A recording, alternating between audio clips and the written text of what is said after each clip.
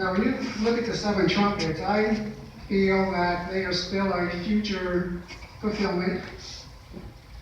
And in order to prove that, I have to go through Josiah Lynch and Ellen White. Now, we're going to study what Ellen White said later in her life on the trumpet. So this is not a bashing Ellen White, great controversy to our church at all. You're going to be surprised in her later life, some of the views she had on Revelation, the seals and the trumpets, that we are unaware of. She did endorse Josiah Lynch's August 11, 1840. She said that the fall of the Ottoman Empire fulfilled his prediction. And that's about all she says about it in her writings early on. She never said that his prediction fulfilled the 5th and 6th trumpets. She never said that. So we read into that. So you're going to get a history lesson today for church members, visitors. Hold on. And it starts with a chart by Josiah Lynch. He was a Methodist pastor, became a follower of William Miller in the 1830s. He was reading through the trumpets. Jesus was coming in 1844. So that means that the trumpets had to be fulfilled before Jesus came. That's what all of the end of the Revelation had to be fulfilled before 1844, because that was the second coming. And here's the thing. It was so obvious to them that they would be fulfilled before the second coming that it just captivated them. And they're right. They were absolutely right. Those prophecies are to be fulfilled before the second coming, but not before Jesus became a high priest. But they didn't get it, and they never really did get it. But Ellen White did get it later on. We'll look at those. So he found the 5th trumpet. There was 5 months where the locust would be hurting people. And he said, what's a day for a year? That's 150 years. So that's at the top, 150 years in verse 5 and 10 of chapter 5. So that was a 150-year prophecy. And then he came to chapter 6, and there was an hour, a day, a month, and a year where angels would be released. So he turned that into a day for a year, and that came up to 391 years and 15 days when you add it all together. So that's where the 391 and 15 days. So what he did is he started looking in history, and he found a date in July 27th, 1299, where Osman I begins in the invasion of the Byzantine Empire, and that was the rise of the Ottoman Empire. And since in the 6th trumpet it talks about the river Euphrates, where the angels were bound, he's thinking that's the unleashing of the Ottoman Empire, because the river Euphrates originates in Turkey. So this has to be a Turkish thing before Jesus comes. And the Ottoman Empire would fall in a great war.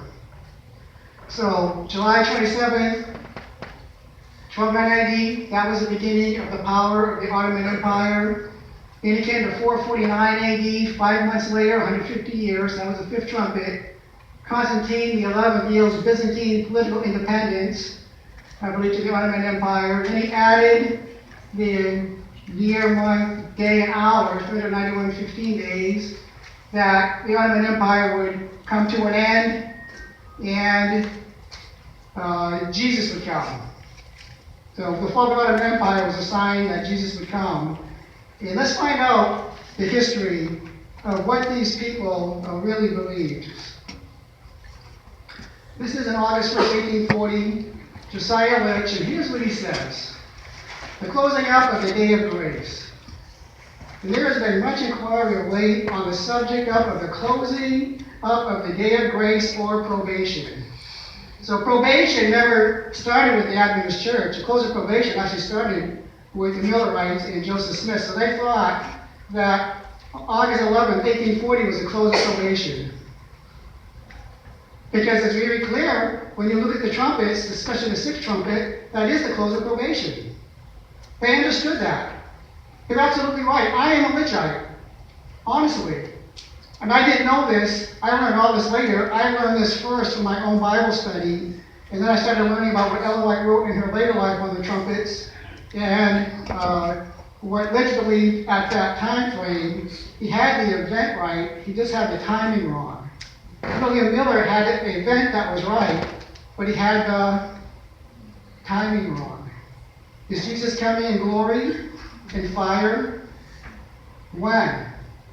1844?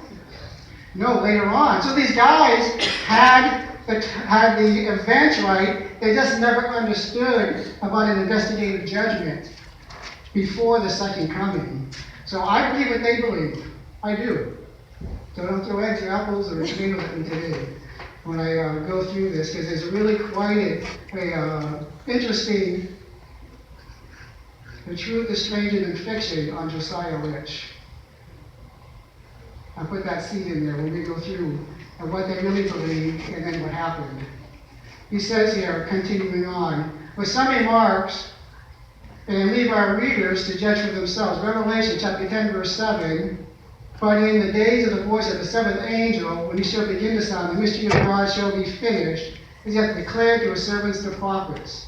So that came right after the sixth trumpet, and they understood that probation would close, that there'd be no more day of grace, and Jesus would come. So that's what they thought was going to happen on August 11, 1840, that was going to happen here. It would appear from this that upon the fall of the Turkish Empire, which will take place at the closing up of the sixth vial and trumpet, that the day of probation would close. So they believed on August 11, 1840, that the sixth vial, the sixth plague would be poured out, that the seventh trumpet, that the trumpet would, the sixth trumpet would close probation. Basically, the earth was done. The earth was going to be completely annihilated and destroyed at that point. That's what they taught. So the fall of the Ottoman Empire was the destruction of the Ottoman Empire in a great war that was going to happen. And then he says again in Revelation chapter 11, verse 15, and the seventh angel sounded, and there would be great voices in heaven saying, the kingdom of this world are become the kings of our Lord and of his Christ, he shall reign forever and ever. So at the end of the sixth trumpet, beginning of the seventh trumpet, Jesus would come and reign as a king. And that the kingdom would come. So that's what they were waiting for. That's what they expected. That's what they were teaching. That Jesus was coming at that time. And the sixth vial was the sixth plague. So the plagues, that means 5 plagues were already poured out before this. If that's what they're saying. Now this is from the Signs of the Times back in 1840. And someone gave me those recently. So they're still out there. Then he continues on. This most certainly closes up the gospel dispensation and brings us to the glorified state. So that means the gospel dispensation ended. And what does it mean, the glorified state? When Jesus comes, what happens to our bodies? Yeah, we're going to be translated. We're going to have a changed body. So they were expecting to get immortal life in August 11th, 1840. So the Ottoman Empire would be completely destroyed, the earth would be completely destroyed, the plagues would be poured out, Jesus would come, probation would close, and we would all be glorified with a new body. So that's what the Bible says and teaches, and that's what we believe as a church. We believe that as a church, right? Amen. We believe Jesus is coming with fire, probation will close, the plagues will be poured out, and we'll get new bodies. Amen. So Josiah Rich, in one way, was way ahead of his day, but another way, he just didn't understand the timing. So he was partly right, partly wrong. William Miller, same thing, partly right, partly wrong. There's a reason, chapter 10, with the angel coming down with the book. John ate the book. It was what? Sweet in his mouth, and it's a reason it's after the sixth trumpet. The Great Disappointment, because the Great Disappointment just wasn't 1844, it was also the trumpets and the seals. So the Great Disappointment, God leaves at the end of the sixth trumpet to tell them, you need to go back. This is prophesy again. You need to go back and you need to work these things out again. You didn't quite get it right. You were partially right, but partially right is not close enough. Then he continues on here. Allowing the first period, 150 years, to have been exactly fulfilled before Dionys ascended to the throne by commission of the Turks, and that the 391 years and 15 days commenced at the close of the first period, It will end on the 11th of August, 1840. So that's the great prediction. That's what everyone was looking for. When the Ottoman power in Constantinople is expected to be broken. And this, I believe, will be found to be the case. So that was his belief, that when the breaking of the Ottoman Empire, the breaking of the Ottoman Empire was its destruction. That's what they believed. The plagues would come, probation would close, it'd be a great war, and that would end it. Now here's what William Miller believed. Mr. Miller, in his eighth lecture, makes the following remarks. And whoever lives until the year 1839 will see the final dissolution of the what? Turkish Empire. So they were teaching the fall of the Ottoman Empire was its complete destruction. That's what they believed. That's what they were teaching, because it's clear in the Sixth Seal, there's a great war where an army of 200 million people, army of 200 million is going to kill a third of the earth. So they understood that to be the final great battle on this planet, mainly involving the Ottoman Empire being disillusioned, done away with, overthrow, the final overthrow of the Ottoman Empire. Then he continues on. And then will the seventh trump and last woe begin, under which the kingdoms of the earth and else anti-Christian beasts will be what? Doesn't it say that at that time when Jesus comes back, he'll take the beast and throw him into the lake of fire? Chapter 19. So they're changing in chapter 19, the seventh trumpet, sixth trumpet, they're putting them together, they're building a case, and it actually fits, biblically it fits. Quite extraordinarily, what they're saying is fit. It's fit because it says, the anti-Christian beast will be destroyed, and the powers of darkness what? What chapter is that when the powers of darkness is chained? What happens to Satan at the beginning of the millennium? An angel comes down and what? So now he's tying in chapter 20. So these guys are actually pretty right on in their interpretation of what's going to happen before the second coming. Really, they're right. They're absolutely right. And that's what made it so hard for them to ever try to back out of it, because they knew biblically it fit. You just know, you got it when you got it. You just know it. And they knew it. So the power of the darkness changed, and what happens to the world? Cleansed, Jesus is coming with fire, and the church purified. We're taken up and we're living with him forever. So they actually had their ducks in a row. And these guys are not bad guys. They were just trying to make sense out of these prophecies like we are today. The seven trumpets is the longest prophecy in the Bible. It's the most symbolic prophecy in the Bible. And I think it's one of the most important prophecies in the Bible, myself. The trumpets are warned. Now here's another one out of Sons of the Time, November 1st, 1840. Predictions, nothing short of one universal blaze of war all over the old world can be anticipated.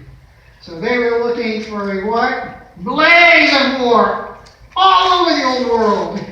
So they were looking at the last, the great day of battle of God Almighty in chapter 16. It must and will come, and for it the nations are mustering. They're continuing on. And he says, what are the facts? Why? That on the 15th of August, the Sultan, by the ambassador, presented to Pasha of Egypt the ultimatum of the four powers. Now, I didn't know this existed until recently. I didn't know that, because what happened was, basically nothing happened on August 11th, 1840. You look at the history, the only people that say anything happens on that day, and that is Seventh-day Adventists. They're quoting great controversy, they're quoting Daniel Revelation, but they quote no historical records. This is Josiah Litch. He said that the Ottoman Empire would fall on August 11th, 1840 with a blaze of fire. Did that happen? Now he's saying on the 15th, says what, that on the 15th of August, the Sultan, by his ambassador, presented to the Pasha of Egypt the ultimatum of the four powers, he replied by an oath of God, or in other words, in the name of God, I sign the death warrant of the Ottoman Empire. An oath be God, I will not give up 1 foot of the land I possess, and if the powers make war upon me, I will turn the empire upside down and be buried in this room. Mehmet Ali. He was an Egyptian who was fighting with the Ottoman Empire, and he was winning. He actually captured the Ottoman Empire fleet. He actually had them.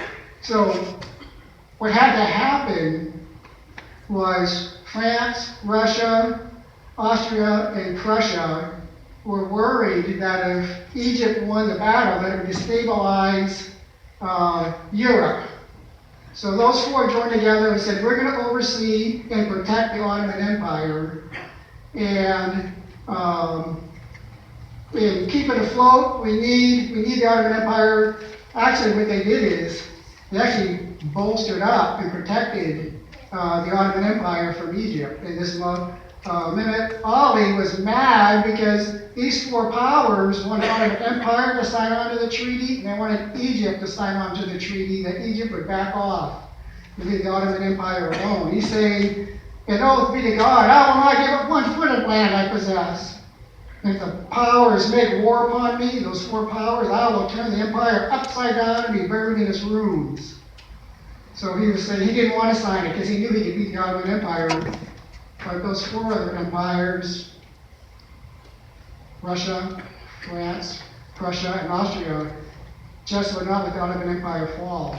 So let me back up here. So what happened on the 15th of August, that's when the Ottoman Empire, and I believe Egypt, signed the treaty.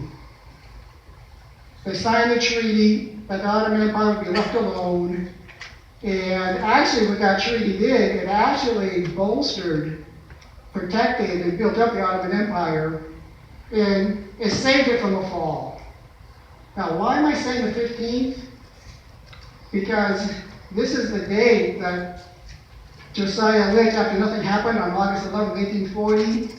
Something happened in his brain where he said, oh, that's what the fall of the Ottoman Empire is. They're going to sign a treaty with those four other nations to be protected. Oh, that's the fall of the Ottoman Empire there. Did you know that? So actually, Josiah Litch, if this is true, he missed August 11th, his prophecy by 4 days. So nothing happened on August 11th, 1840. Seventh-day Adventists are the only people who say anything happened. You can go look it up. Leslie, how many hours have I spent on the web? Many. Document people who wrote about the Ottoman Empire, timelines of the Ottoman Empire, articles on the Ottoman Empire, and zero for August 1840. In any of those articles, any of those historical records, nothing happened on August 40th. You can check me out. Bring it to me. If I'm wrong, print it out and show it to me. Now, when you go to Adventist websites, some of them are so slick, they look like they're professional websites. Until you see a bar up there, great controversy. Alfred Adventist literature. But even when you read those literatures, there is absolutely no, like this is from the Signs of the Times. And this is from Josiah Litch himself, and he's declaring that it was the 15th of August the Sultan and his ambassadors presented to Puck of Egypt an ultimatum of the four powers and signed it. So, can I tell you the truth is stranger than fiction? So basically what Josiah Litch did is he changed the date and he changed the event. The original date was August 11th, 1840. The event was the destruction of the Ottoman Empire and the world, probation would close, the plagues would fall, Jesus would come, and we would be in a glorified state. That's what they believed. But when something went wrong with the date and nothing happened, all of a sudden, he said, oh, they signed a treaty. That's the fall of the Ottoman Empire. But when you read the history, you know what they say about that treaty? That was the help of the Ottoman Empire. It actually bolstered it up and kept it from falling because Egypt was going to take them out. So it wasn't the fall of the Ottoman Empire, it was actually the strengthening of the Ottoman Empire because the allies were there with it. Allies are to strengthen each other, right? And actually, a few years later, when Egypt attacked, those powers actually helped the Ottoman Empire when they won the war.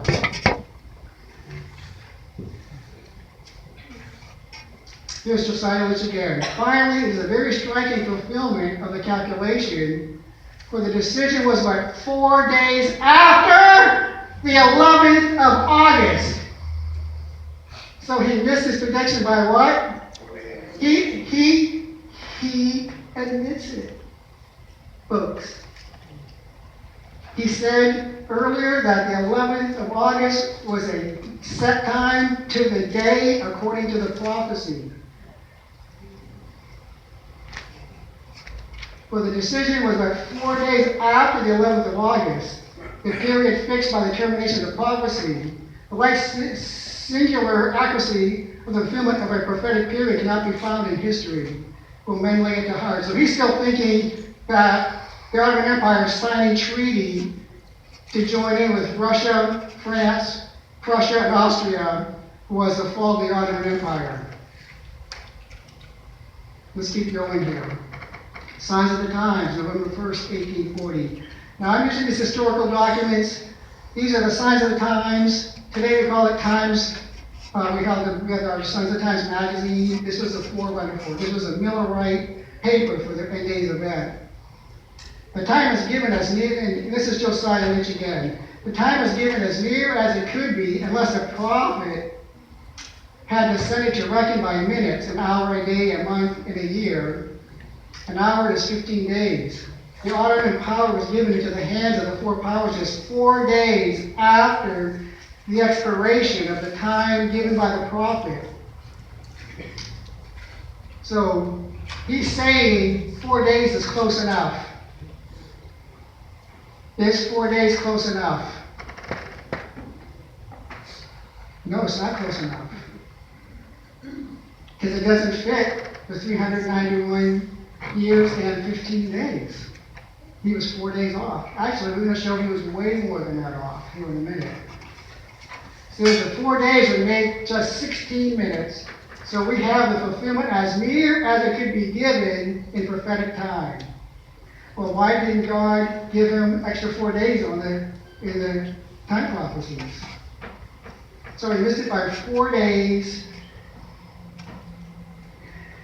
And again, there's no historical record that anything happened on August 11, 1840. Here's a quote about the 7 trumpets in the Estate Bible commentary. So it goes through the Josiah Litch account, which our church basically follows. It's not a pillar of our church, it's just something that we believe. And here's what it says about the 7 trumpets. It should be made clear, however, that commentators and theologians in general have been greatly divided over the meaning of the 5th and 6th trumpets. This has been going on in our church for over 100 years. Church members like me are raising up and saying, wait a minute, it doesn't check out. 4 days, he missed it by 4. His prophecy did not come about. Turkey signing a treaty to be protected and join in an alliance with those 4 powers is not what they were teaching originally, that the earth would be destroyed and there would be changed and given immortal lives. And so they changed the time and they changed the event to try to make their prophecy fit. So it says here, it should be made clear, however, that the commentators and theologians in general have been greatly divided over the meaning of the 5th and 6th trumpets. This has been due principally to problems in 3 areas: the meaning of the symbolism, the meaning of the Greek, the historical events and dates involved. So that's all been a subject of conflict and controversy in our church. This has been going on for quite a long time. So I'm not alone in this. There have been people and administrators and church leaders for hundreds of years who have spoken up and said, it's not right. It doesn't fit. It doesn't fit. Then it continues on, but to canvass adequately these problems will carry us beyond the space limits permissible in this commentary. Generally speaking, Seventh-day Adventist interpretation of the 5th and 6th trumpets, particularly as touching the time period involved, is essentially that of Josiah Litch. And Ellen White held that view at least twice, we know, 1888 Great Controversy and the 1911 Great Controversy. She does write in those books about Josiah Litch, which he doesn't mention him anywhere else. Life sketches, early writings, and the testimonies, she just doesn't touch that prophecy. And when people ask about it, you ever seen the book 101 Questions on Ellen White, put up by the E.G. White Estates? It's a very nice little book where people have questions about it. When they get to this section about Josiah Litch and Ellen White, they actually write that Ellen White is just giving a historical account of the Millerite movement, not necessarily endorsing his prediction. So there are many problems with Josiah Litch's timeline. First of all, there was no probation closed on August 11th, 1840. There were no plagues, there was no fire, no destruction of God of an empire. There was no great war, no destruction of the beast, no chaining of Satan. The earth was not purified, the Christians were not glorified. We did not begin to reign forever and ever. There was no second coming. History records nothing happened on that day. Are you in shock? Are you in shock? I was in shock. In the last couple of weeks of researching this, I have lost a lot of nights' sleep in my house pacing over what I'm learning. I've always believed the trumpets were future, but I didn't understand the signs of the times articles until recently when I started digging in and got what they really believed. It was just shocking for me. It was disturbing for me, to be honest.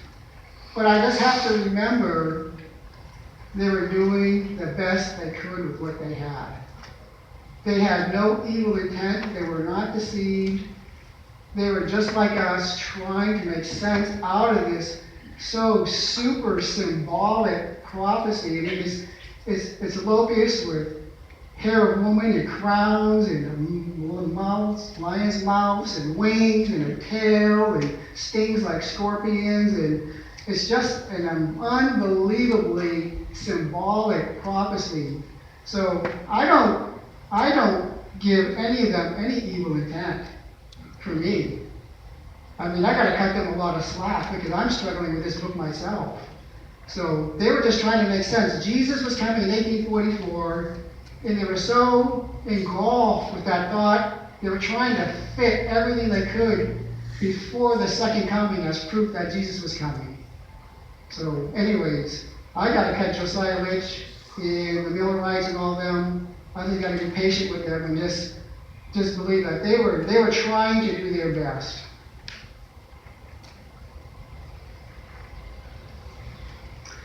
Here's Spicer. He was a church leader back in the 1940s.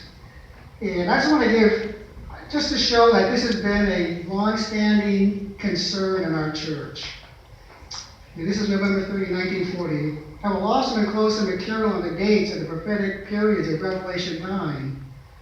Some time ago, Professor Prescott and I went to the Library of Congress and looked up the history of, now I have a hard time with this word, is it Pythagoras? Can anybody say it better than me? Okay. Translated into Latin by Pausanias. It is from this book that Gibbon got his date, July 27th, 1299. Now, this is where Josiah Litch got the starting date for the start of the Ottoman Empire, was from Gibbon. A very well-known and respected authority. So that gives the beginning of the 5 months. Now, why I'm doing this is to show that there's problems all the way through that people in our church have raised up and said, hey, what about this? What about that? What about that? And and as a Seventh-day Adventist, we can do that. We can ask questions. We're not a cult. We can say, wait a minute, I don't understand that, or I don't think that's right. And we can debate this among ourselves and disagree agreeably. Then he continues, I looked up Von Hammer, who is the heaviest German author on Ottoman history, and it is clear that Gibbon made an error which Von Hammer and others have corrected. The way Gibbon arrived at his mistake is easily seen by looking at Pausanias' translation of Pacmarius. Gibbon saw July 27th at the opening of the chapter 25, and over in the chronological tables given to Pausanias, he saw the date 1299. Combining these, he got July 27th, 1299, but he failed to note that the chapter began with July 27th, but then went back and dealt with earlier events. These earlier events were the events of 1299. That's the 1299 date in the table given by Pausanias. It was not until 1301 that the Battle of July 27th took place. So here's what Spicer is. He's refuting the 1299 beginning date for the beginning of the Ottoman Empire. He says it's actually 1301. So that means if he's right, and I went online and I read a lot of documents, and they're about 50-50 on this date. I just have to be honest. The documents I read, they were 50-50 on 1299 or 1301. The later ones, pretty much 1301, they believe.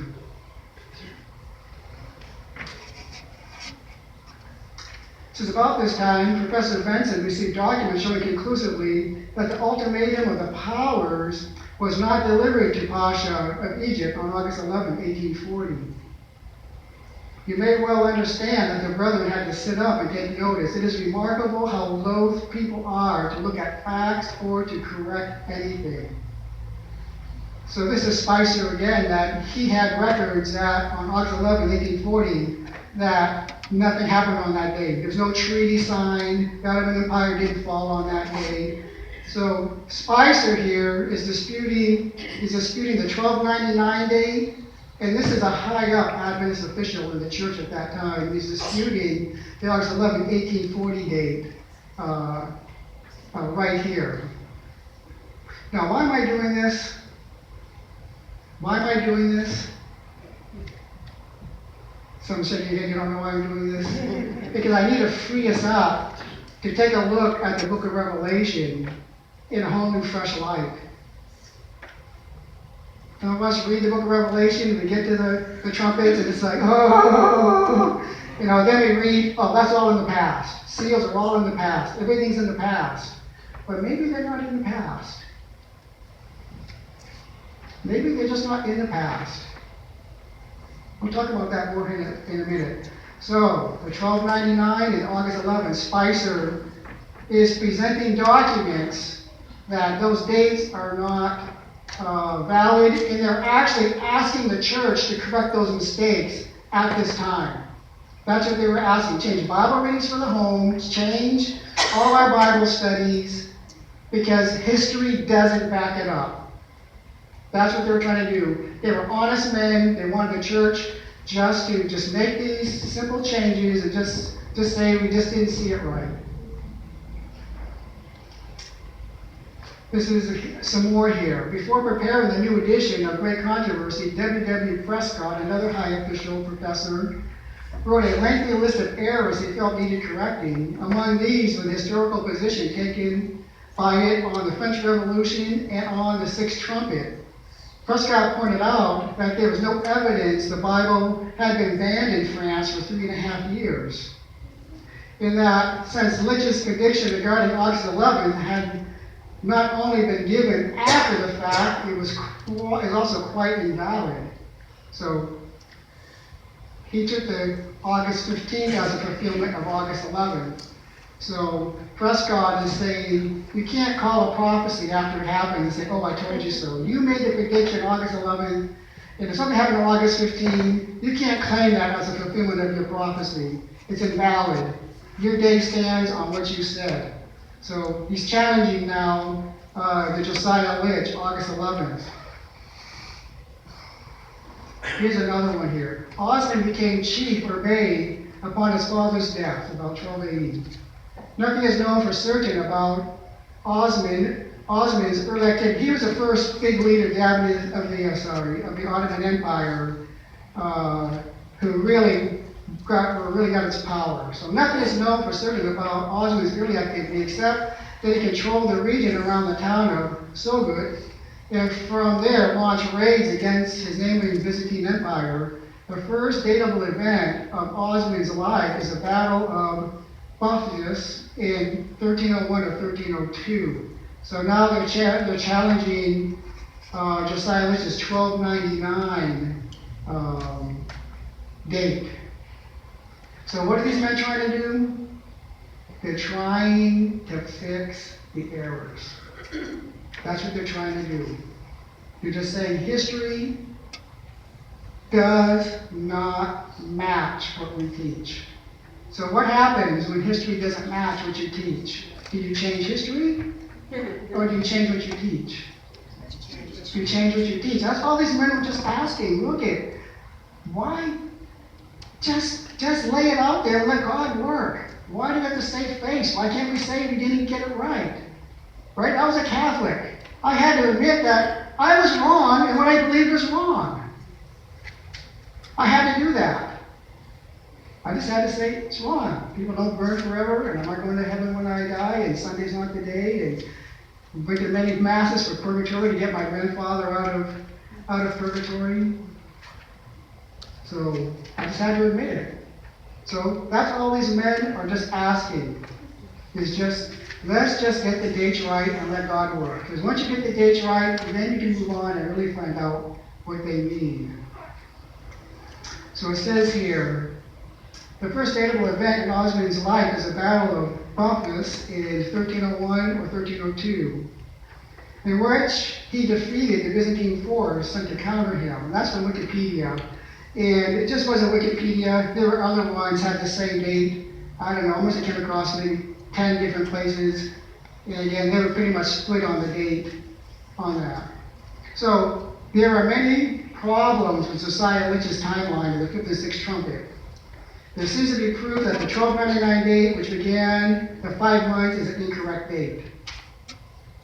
Now there's another problem. As he was dating 1299 to 1840, 1852, in the first week, something happened. There's a 4 on Thursday, but there's a 15 on Friday. So what happened to the calendar then? We all know. They had to make it fit with the planting schedule, so they had to drop 11 days out of it to get the planting cycle in harmony again. So when he did his 1299 to 1840, in 1582, he needed to subtract 11 days, but he gave that actually 365 days. So he was 11 days off on his calculation. So now there's a dispute. He was 2 years off at the beginning of his prophecy. Now there's a dispute that, no, he missed 11 days in 1840. Now, the best I can tell in history is leap year started in 46 BC. You know, leap year, every 4 years you add a what? Extra day. So from 1299 to 1840 is 135.25 leap years he never added in. So if you add in 135.25 leap years and the 11 days in the calendar for 1852, that's 146 days.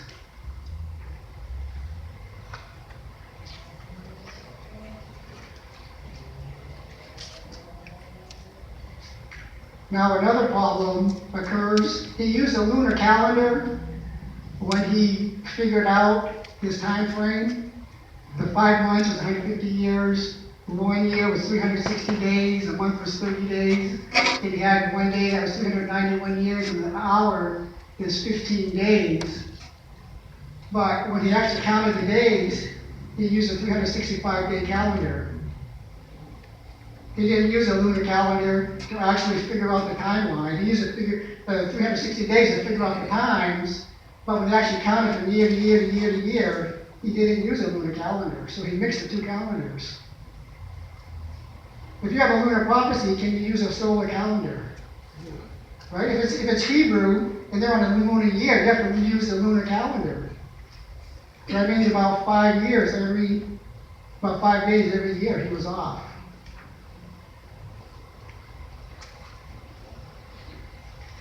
Also another problem here.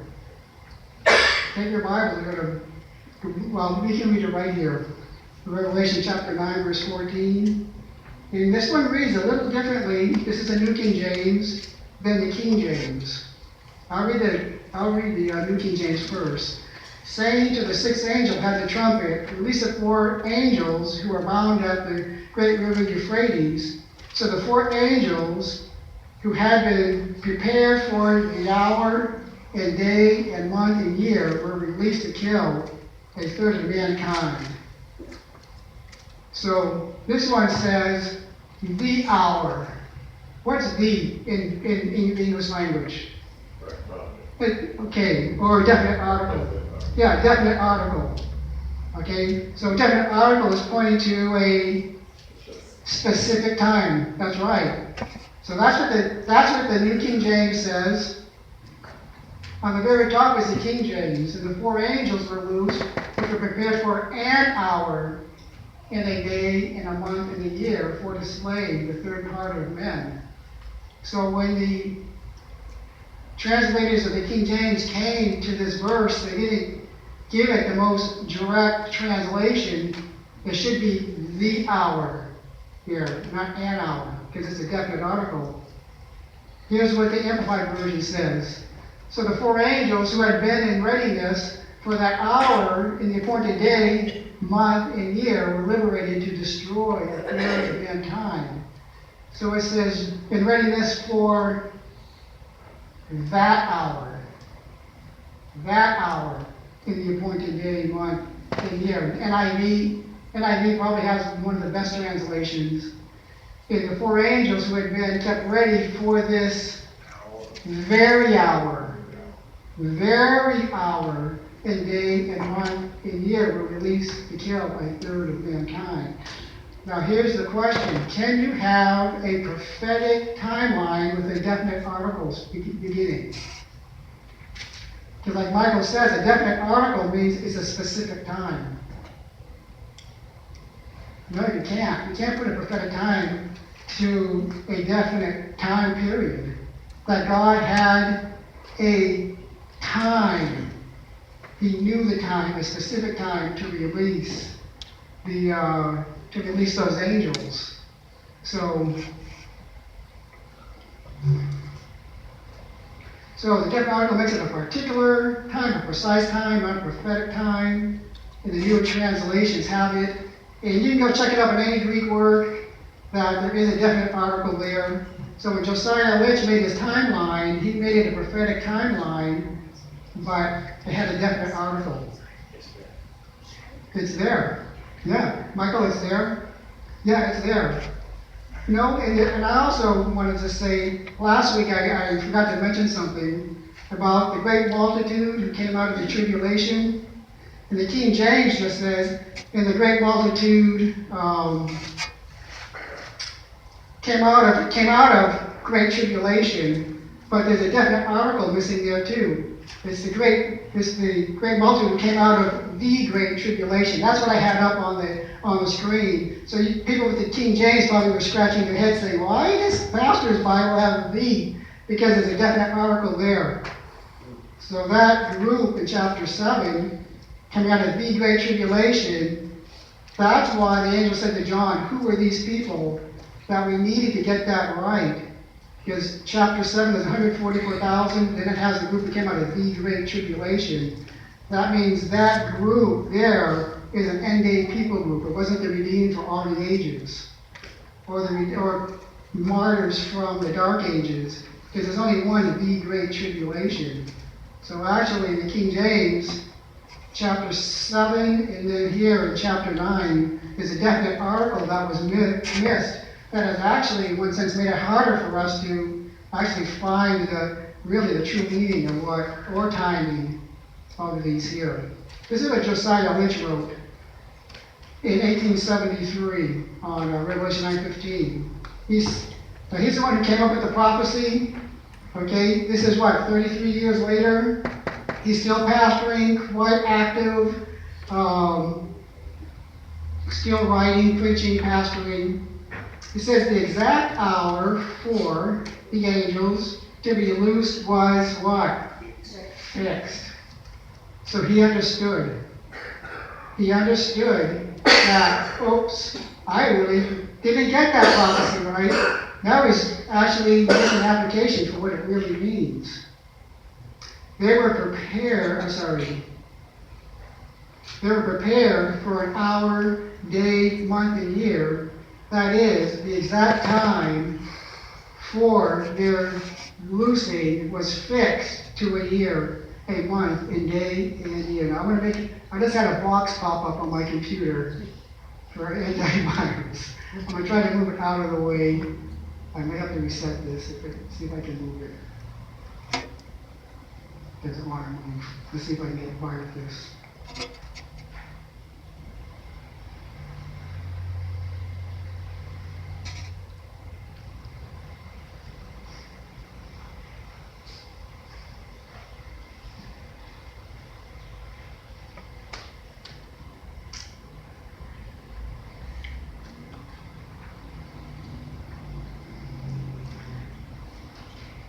Give me a minute here.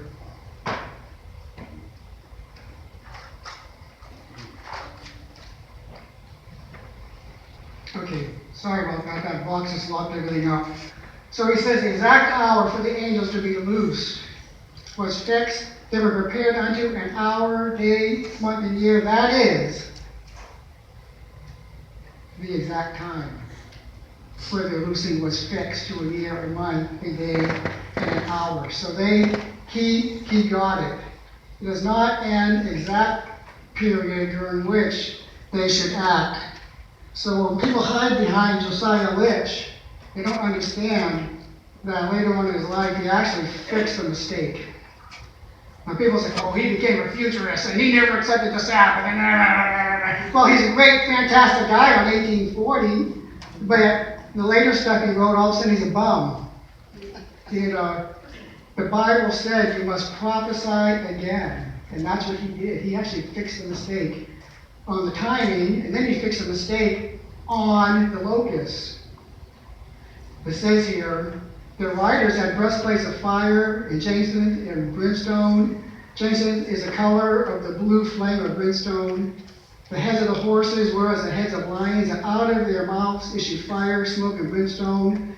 Their power lay in their mouths and tails, but the fire, smoke, and brimstone suffocating those they approached.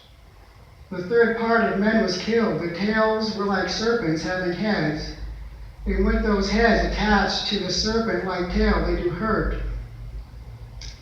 It is not said that any of them killed by the tails, but they are hurt by them, and killed by what proceeds out of their mouths. These beings, like the horses and chariots of fire which fill the mountains in the days of Elijah, must be what? Supernatural beings of which heaven and hell are full. So he realized that that trumpet was still future. And that's from Josiah Litch, A Complete Harmony at the end of Revelation. So in that book, Josiah Litch actually refutes the Ottoman Empire as the fulfillment of the 56 trumpets. Here's what Ellen White wrote about the trumpets in her later life. And these are quotes that are out there. I don't know how many of you are familiar with them. 14 Manuscript Release, page 287. Solemn events before us are yet to transpire. So they are yet, what does that mean? They are still future. Trumpet after trumpet is to be sounded, vial after vial poured out, one after another on the inhabitants of the earth. So she says in this time frame, she puts the trumpet and vials in the same time frame. Very interesting, isn't it? Now she has another quote here, 15 Manuscript Release, where she actually gives more detail than in Manuscript 14. They went out for a ride, a huge tempest, huge black cloud came, started raining, hailing, pounding them. They made it back to their house, but it was just a rough ride, very dangerous. And that night she's sitting and she's writing and she's going back to that storm and how ferocious it was. She says, this is the sharpest experience I've ever had in a carriage in a storm. When the blackness deepened with the clouds in the south, I suppose that it would be no ordinary storm that we should have. And I thought of the day when the judgment of God would be poured out upon the world. So now her mind's going to end day events. when blackness and horrible darkness would clothe the heavens as sackcloth of what? Hair. Where do we see sackcloth of hair in the book of Revelation? That's used for the dark day. When the day was dark, the sun became dark as sackcloth of hair. So she's actually putting the dark day in the future, where it belongs. That's where it belongs. So that's Revelation chapter 6, verse 12. Then she continues on. We have no question but our prayers were answered, and the angel of God stood by the horses' heads. Nothing was broken. The Lord preserved us, and his name should be glorified. But I was what? Deeply impressed. I mean, this had to be the Holy Spirit was just opening her mind now to what is going to transpire in the last days. This was deeply impressed. It wasn't just, well, this is just my thought, and I'm thinking, and maybe it could be this, maybe it could be that, and possibly, she says, I was deeply impressed. Or what was she deeply impressed about? My imagination anticipated what it must be in that period when the Lord's mighty voice shall give commission to his angels, go your ways and pour your vials of wrath upon the what? Okay, so now we're in the time of the wrath of God. And then she quotes a Bible verse, thy right hand, O God, shall dash in pieces thy enemies. Revelation 6 and 7 are full of meaning. So what's Revelation 6 and 7? Revelation 6 is the seals. So she's actually putting the seals in the time of the plagues, where they belong. That's where they've always belonged. That's where John puts them. John puts them in the open door. When the seals open with an open door, that's 1844. I have, for visitors, I did one sermon on the seals.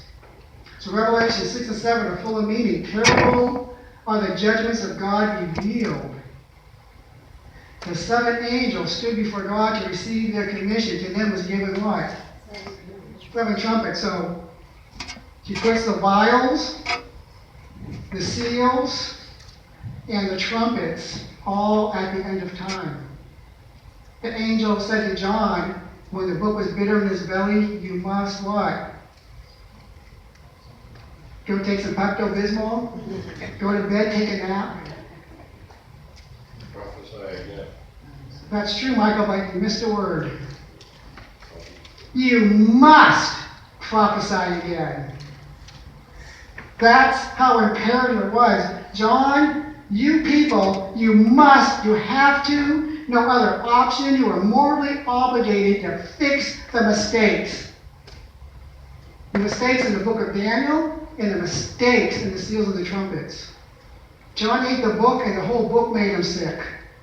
It just wasn't one verse in the whole book. Everything needs to be fixed. You guys just didn't get it. Jesus is becoming a high priest in the judgment. It's not the second coming. Just take these, what you got, it's good. Just transport them over here where they belong. They don't belong at the beginning of the investigative judgment. They belong with the second coming. You have them in the wrong time frame. You got the events right. You just don't have them where they belong. Understand the investigative judgment and place that where it belongs, and then place the seals, trumpets, and plagues where they belong before the second coming. So we see the plagues, the dark day, the seals, the trumpets, all together in the day of God's judgment. Here's another quote.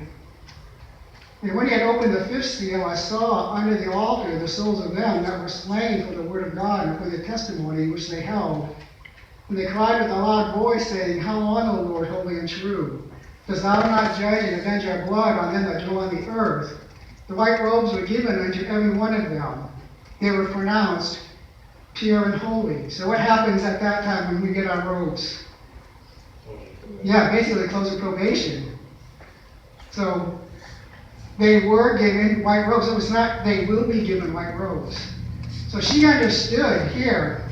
She actually got it. Very interesting. You know what? There's really no doubt for me Ellen White's a prophet. Honestly. You just read her writings, they are just so incredibly rich. Les and I read her every day, twice a day. We read her in the morning. Testimonies volume 6 right now, before breakfast, and we're reading Lift Them Up at night for our family devotion. We've been doing this how many decades? How many books have we read? Unbelievable amount that we have read. And I believe all these things were future simply because the Bible said it, not because she said it. Okay? God gave me these decades later, after I already had worked these out. It took me a long, long time. It was hard. I can't claim any credit for it. God did it. He just worked. There were others who believed this way, who believe that the trumpets are still future. I'm not the only one. There's a growing amount. I met a nice couple out of Australia a couple of weeks ago as I was searching. They had a fantastic document on the trumpets, and I contacted them and been corresponding. They were pronounced pure and holy. It was said unto them that they should rest yet a little season until their fellow servants also and their brethren that should be killed as they were should be fulfilled. It quotes Revelation 6:9-11. Here were scenes presented to John that were not a reality, but that which would be in a what? Period of time future. So she was putting the fifth seal in a future time frame, and then she quotes Revelation chapter 8, 1-4. They didn't put it in the manuscript, so this gives the reference.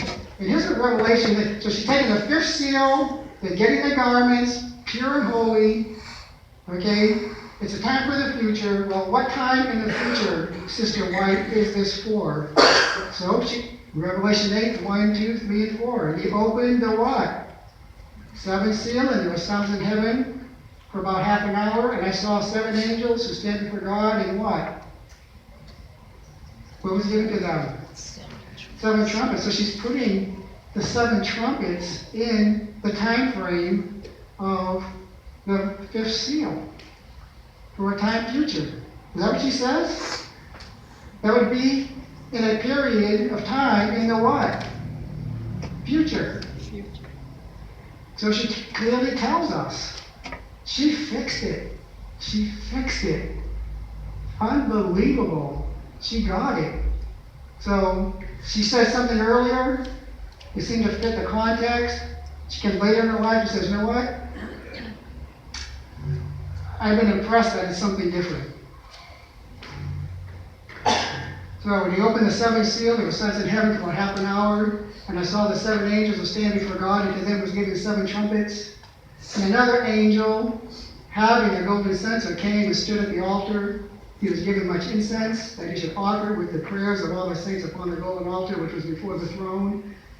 That means the prayers of these people here are the prayers of the people in the 5th seal. Because they were praying, how long, O Lord? So she's actually paralleling Revelation 8, 3 and 4 to the 5th seal. And the smoke of the incense with the prayers of the saints ascend before God from the angel's hands.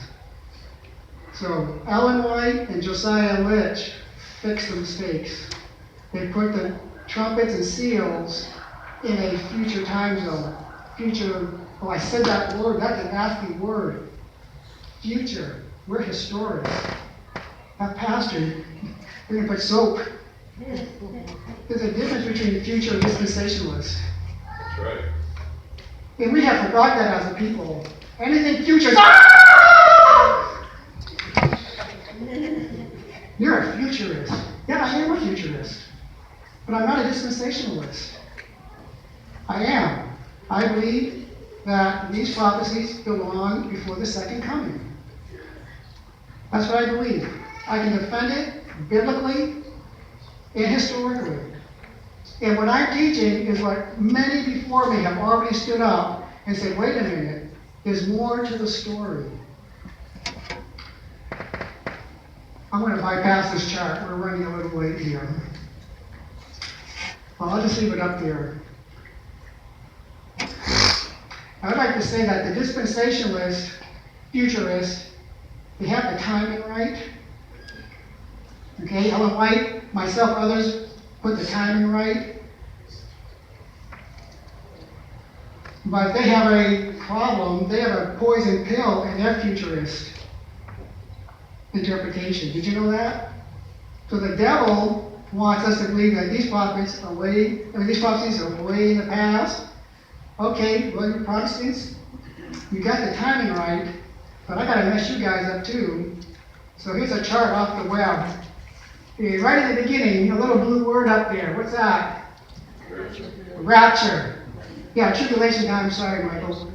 Yeah, they have a rapture theory. So they got the timing right, but they got the event wrong. Because they're not even going to be here when the tribulation happens, they believe. And the seals and trumpets teach a tribulation period. Do we believe we're going to be here during the tribulation? Do we? We do. We got that part right. We do. We are very right and correct. We just don't quite have the timing right. They got the timing right, but they got the event what? Wrong. So we're not even preparing for what's coming, and they don't even worry about it because they're not going to be here. Very interesting how the devil works, right? Oh, I'll let you guys get the event right, but I'm going to mess you up on the timing. Okay, you guys figured out the timing. Well, I'm going to mess you up on the event. There is a war coming. Next week, we'll do the sixth trumpet. There's a war coming that says a third of the earth will be depopulated. We need to be ready. No one's preparing. We're not preparing. So they have the rapture, they have dispensationalists. That means they don't have the everlasting gospel. Every man saved in every generation the same way. They have a millennial reign of Christ on the earth. The devil has just done them in. Right time, wrong event. So, how did Christianity come to this place? I'm going to go to this slide. So the great dragon was cast out, that serpent of old called the devil and Satan, who deceives what? The whole world. He was cast to the earth, and his angels were cast out what? So how much of the earth is he trying to deceive? Does that include us? Does that include Seventh-day Adventists? Does that include the Protestants? Catholics, Hindus, Muslims? Agnostic atheists, all the other religions. Yes. Now here's the thing. The Jews thought Jesus was coming as a king. Right? Did they have prophecies saying he was a king? Oh yeah. But did they have it in the right time frame? They didn't, did they? So when Jesus came, were they ready for him? You think maybe the devil would try that on Adventists and Protestants? That he would get us all messed up on the second coming? You think he's done it again? Absolutely, he has. He has. We are following in the footsteps of Israel at Jesus' time. We're just not ready because we don't have the prophecies in the right time frame. The prophecies that tell us what's coming in the future, we put them in the past. So, we need to prepare. Protestants need to prepare, because they're going to be here. If there's somebody on TV watching this, and it's on TV, and we're not going to be raptured out. We're going through the tribulation, and we're going through the tribulation. But we need to be prepared. And the trumpets and seals tells us what is going to happen during that time, what we are facing during that time, what we have to live through during that time. So I want to be prepared. I want to be prepared.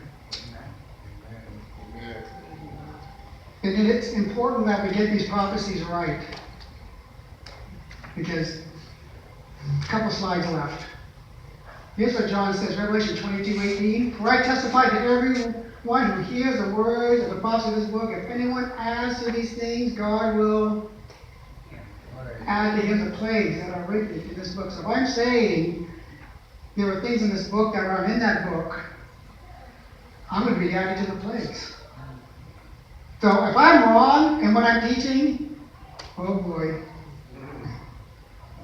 So if we say things are in the book that aren't there, then we're in trouble. I would say the dispensationalists probably fall in this realm, right here.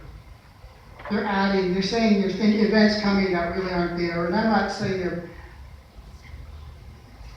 there are brothers and sisters. We're all fighting to love Jesus. We just see things differently.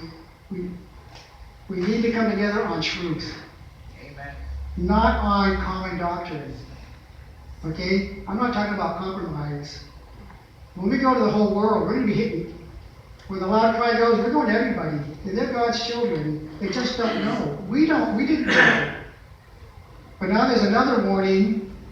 And it says here, and if anyone takes away from the words of the book of this prophecy, God shall take away his part from the what? Book of life, and from the holy city, and from the things which are written in this book. So if there are things in this book, and we're saying they're not there, what's going to happen to us? I would say putting these prophecies in the past probably puts us in danger of this. We're taken away from the original historical context. Revelation chapter 4, verse 1 has an open door.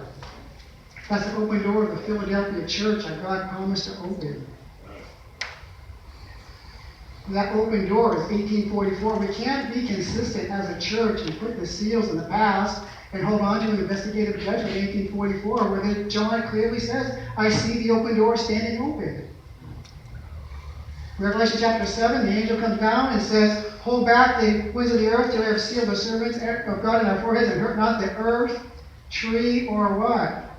Seas.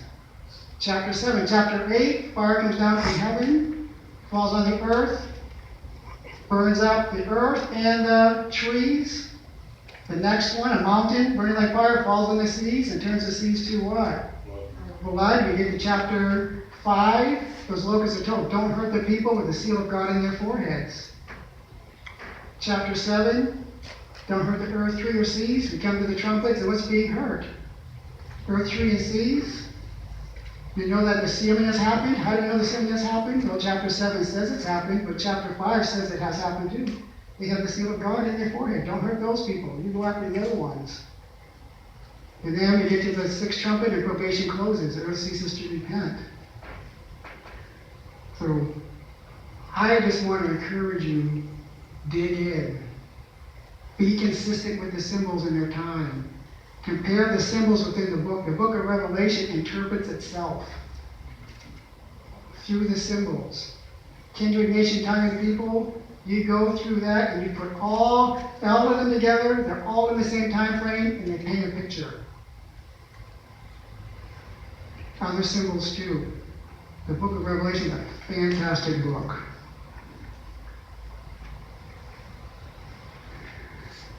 This is the first verse of the book of Revelation. This is the Phillips translation. This is a revelation of Jesus Christ, which God gave him, so that he might show his servants the things which what? Must very soon take place. The book starts out that the events that he has shown must very soon take place. That means this book is for the final generation. Just before the second coming. Ellen White fixed her view. Josiah Litch fixed his view. Now it's our turn as a people to fix our view.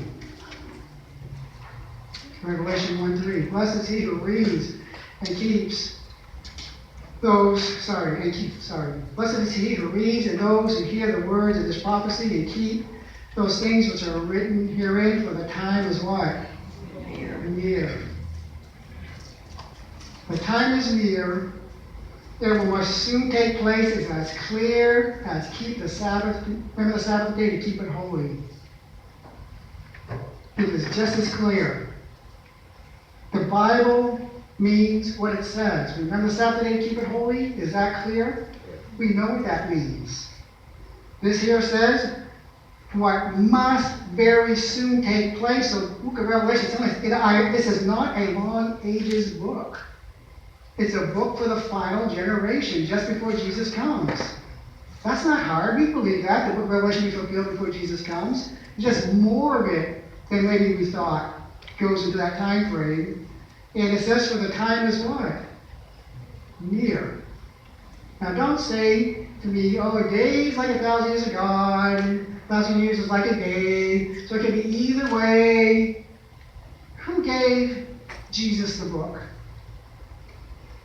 God gave it to Jesus, who gave it to the angel, who gave it to John, who gives it to us. Who only knows the day and the hour? So who gave the book of Revelation? And if he says it's near, there's no shadow of weariness or turning with him. There's no iniquity in him. When he says it's soon, it's soon. When he says it's near, it's near. We have to take it as it reads, or we just can't understand the book. Does God mean what he says? So this isn't Steve Kaiser talking. It's not even Jesus talking. It's not even the angel John talking. This is a message directly from God to his children in the last days. There are events that will transpire just before the second coming, and it's going to be near, it's going to be soon, and it's not long ages. So anyways, thank you so much for hearing me out. I need to do this for me, because when I say it, I go home and I look at what I say to see if it holds water. Because I'm examining myself, because I don't want to be on the wrong side. I want to be in the truth. Don't you? I want to encourage you, dig into the book. Just dig into the book, have your computer open, compare the symbols, timing. You'll be amazed how God will just work on your mind and help you understand that book. Yes, lead us for lunch. Let's have our closing song.